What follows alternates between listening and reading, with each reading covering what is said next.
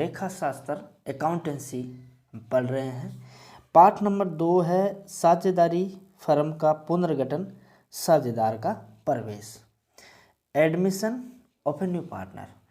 और हमारा टॉपिक चल रहा है नया लाभ हानि रेशियो ज्ञात करना। ठीक है, और आज ये पार्ट 4 है, भाग 4 है। देखो, A and B are partners in a firm sharing profits 4:1।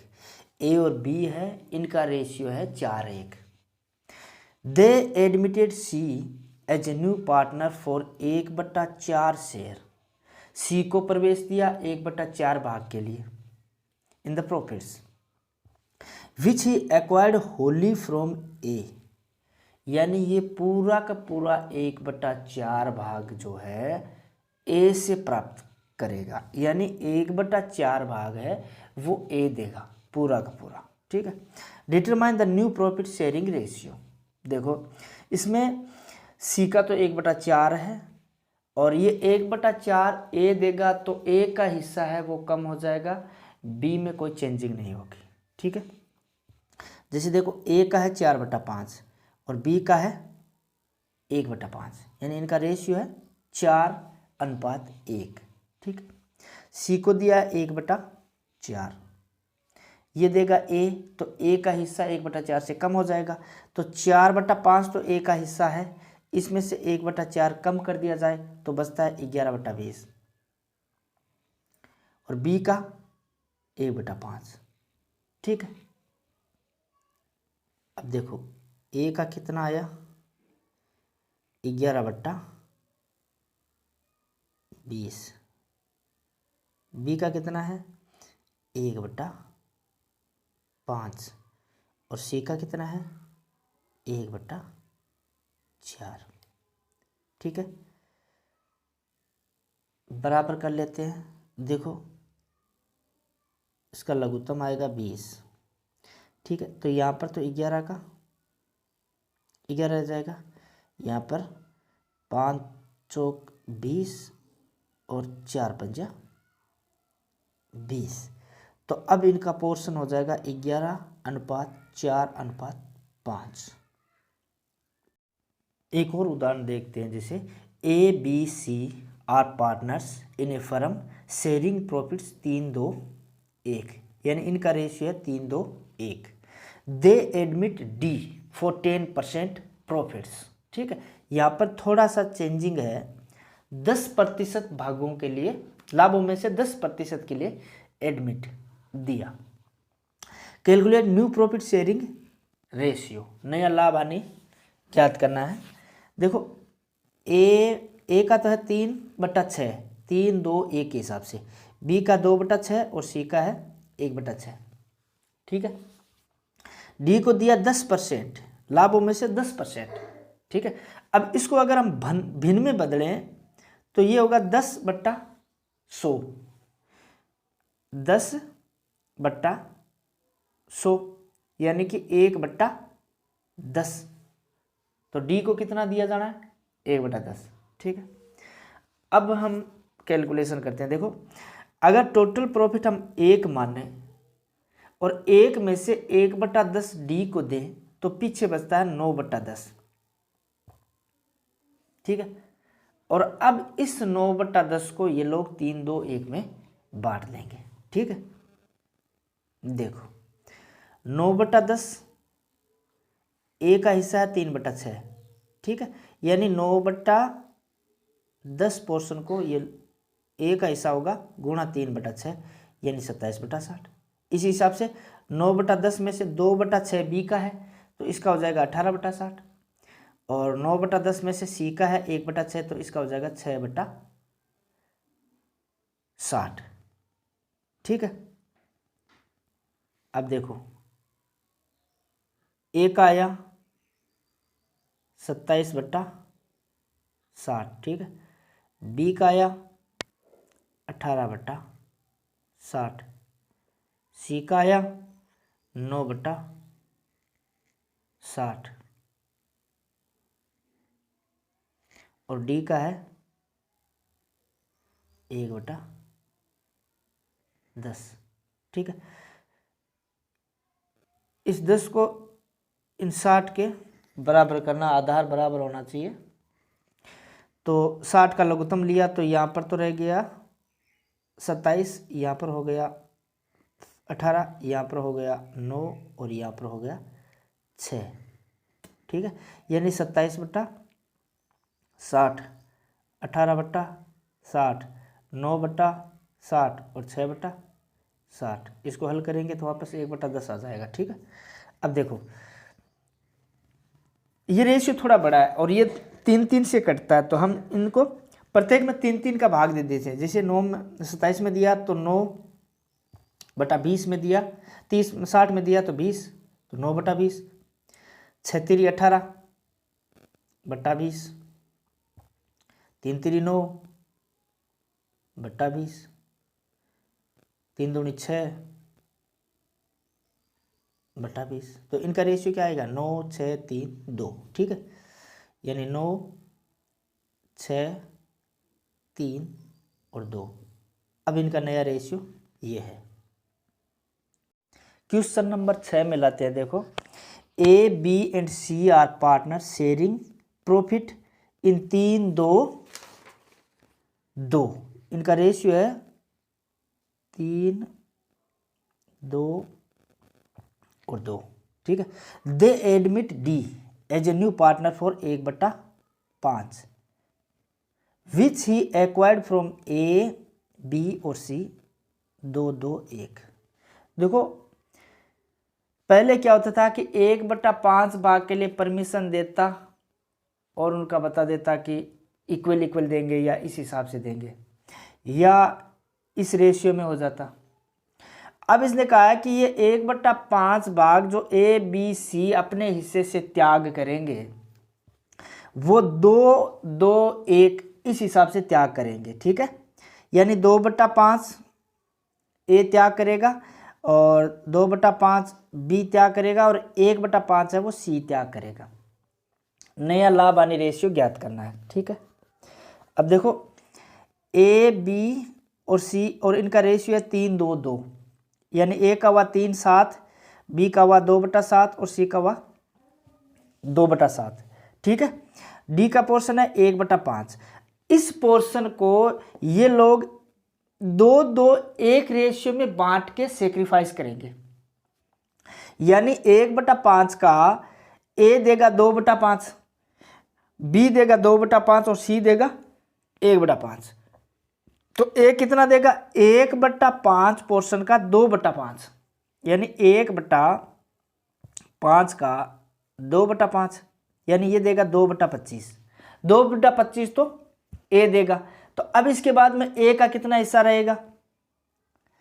ए का पोर्शन है 3/7, इसमें से 2/25 तो वो डी को देगा। तो अब इसके पास रहेगा 61/175। कैसा हुआ? देखो 3/7 माइनस 2/25, लघुत्तम लो, लघुत्तम आएगा 175। तो 25, 7, 125 और 25 गुणा 3 यानी कि 75 माइनस 25, 7, 125, 7 दूनी 14।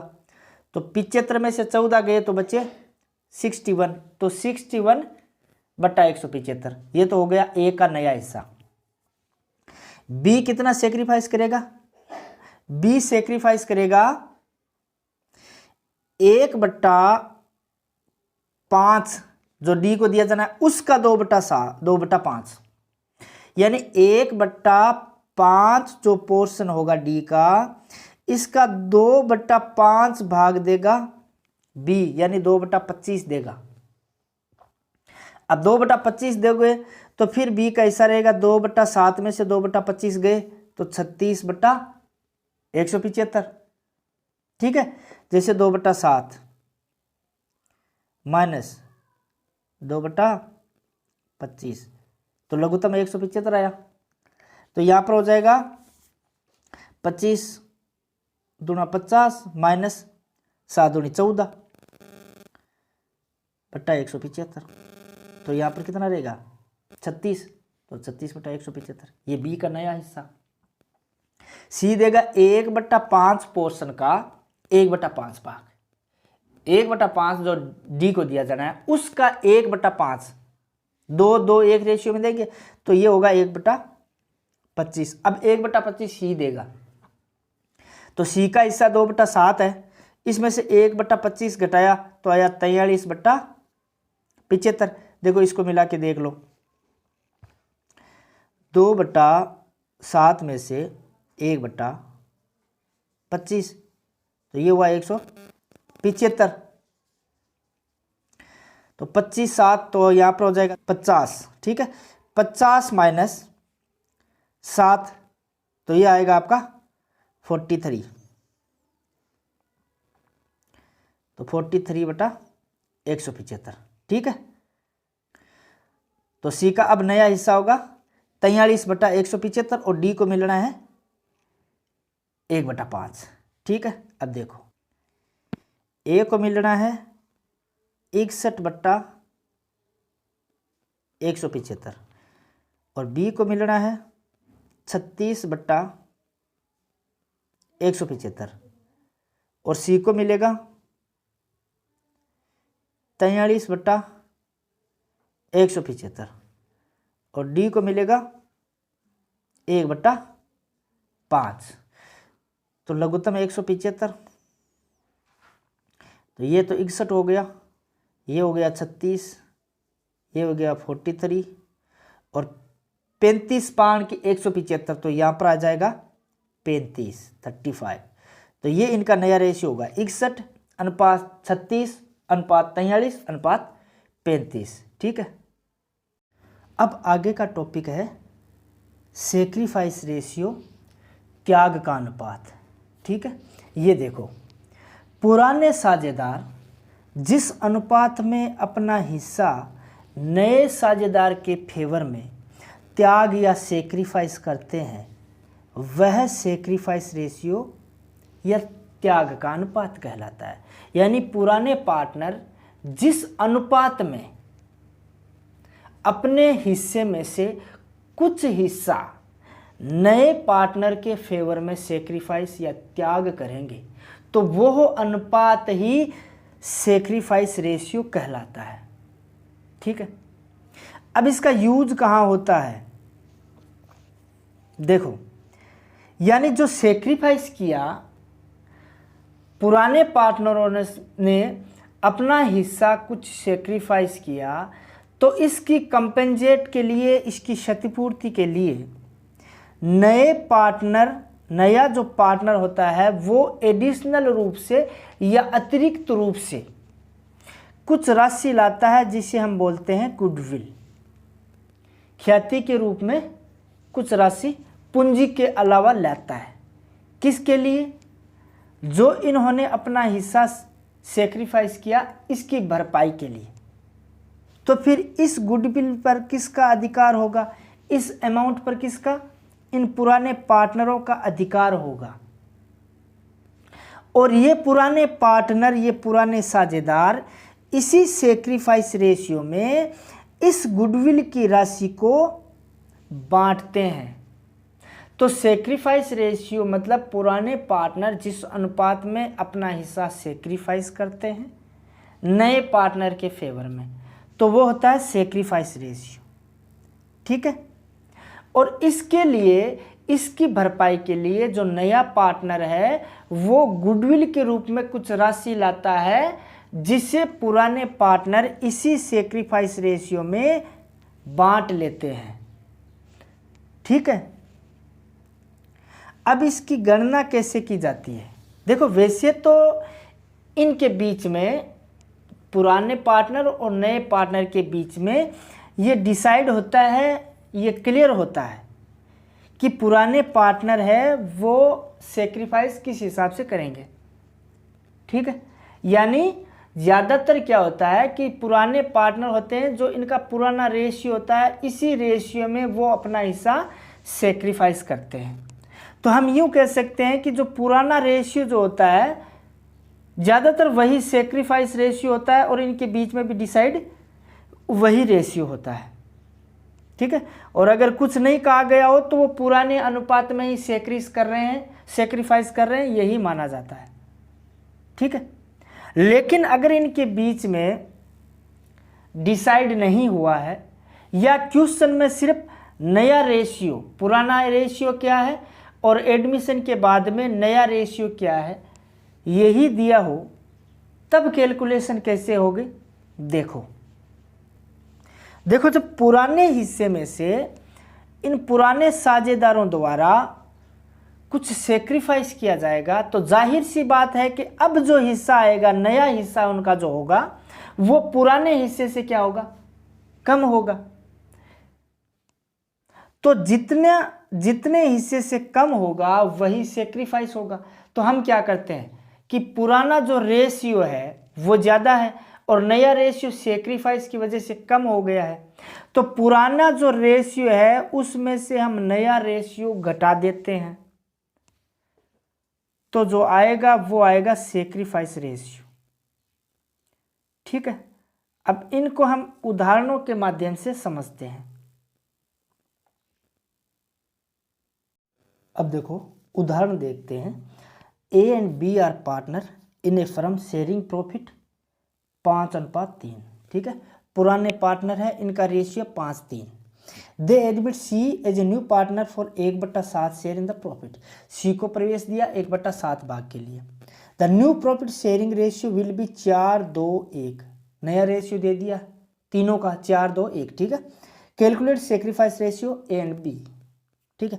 अब देखो इनका ए और बी का ओल्ड रेशियो है 5:3, यानी ए का है 5/8 और बी का है 3/8। ठीक है। और नया रेशियो है 4:2:1, यानी ए का तो 4/7, बी का 2/7 और सी का है 1/7। ठीक है।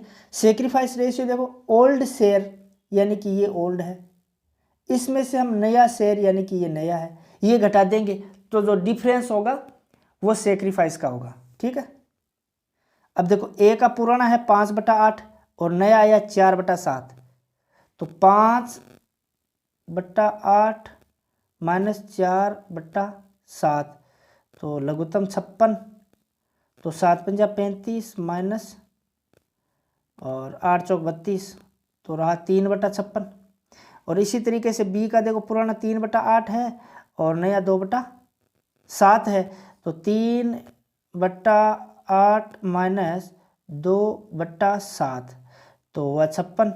अब देखो 56 में से ये 7×3 21 माइनस 8×2 16, तो कितना हुआ 5/56। तो ये है सेक्रीफाइस रेशियो। देखो अब सेक्रीफाइस रेशियो ए का कितना हुआ 3/56 अनुपात बी का कितना हुआ 5/56, तो इनका सेक्रीफाइस है 3:5। ठीक है, इस हिसाब से मिलाना है।